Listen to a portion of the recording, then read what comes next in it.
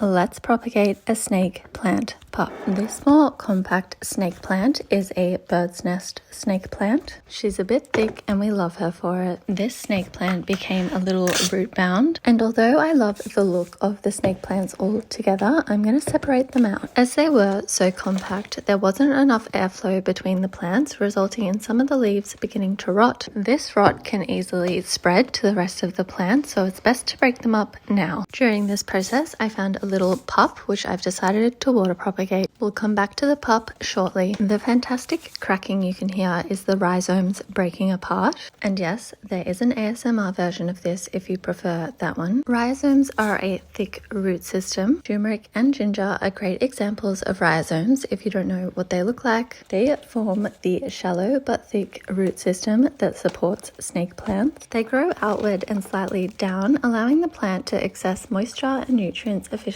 This is also where new shoots and pups will grow from. You can propagate snake plants via leaf cuttings, but in my experience, they can take months to root, whereas pups take just a few weeks. Now my pup is separated, I'm going to let it callus slightly overnight. This will help to prevent rot. Once she has her dry protective layer, I'm just going to put her in a vessel. You can propagate snake plants straight into soil, but I prefer to watch the roots grow. So let's do just that. You can see there is bright white roots growing from the base of my pup. I have kept her in a warm, sunny spot with indirect sunlight. For my water propagations, I top up the water as needed. I completely change the water whenever I change the vessel. I move to bigger vessels as my root system grows. If you tend to let the roots grow for longer like I do, you want to be careful that the root system does not outgrow the opening of the vessel. Sadly, if you knock off propagation roots, new ones won't always grow in their place. It's best to give your plant plenty of room to grow. This snake plant has been living in water for 4 months, and I'm now going to transfer her to soil. When transferring a water propagation to soil, you want to make sure the roots are at least 2 inches long. Waiting until you have first and secondary roots will also help your plant stabilize in the soil. I am using a succulent potting mix here, but you can also make your own. You want to make sure it's well draining, so add in some sand and pumice. I'm also using a terracotta pot because these are great for succulents and cacti. They absorb extra water away from the soil, are a porous material so airflow can also get into the roots. I also really love the aesthetic appeal of terracotta. The gorgeous earthy orange really complements the green of this snake plant. Over time, terracotta also develops a natural patina. There is a reason why these pots are a timeless classic. As for this snake plant pup, I'm going to pop it in a sunnier spot now that it is planted.